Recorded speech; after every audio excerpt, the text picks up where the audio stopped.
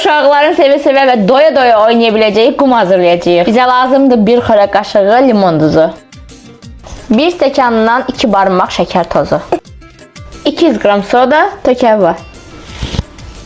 1 stəkandan 1 barmaq da az nişasta əlavə edirsiniz. Un və yaxud da qarğıdan nişastası ilə əlavə edə bilərsiniz. Töş. Uşaqlarınız hansı rəngi sevirsə ondan əlavə edə bilərsiniz. Bizdə Həvva qırmızı rəng xoşladığı üçün qırmızı rəngdən istifadə edəcəyik. 4 xörək qaşığı suyun içinə 1 paketdən biraz az rəng əlavə edib qarışdırırıq. İndi isə hazırladığımız rəngli suyu az-az əlavə edib qum halını gətiririk. Qumumuz istədiyimiz kimi alındı, oynamağa tam hazırdır. Həvva da mənə imkan vermir burada, iş görüm.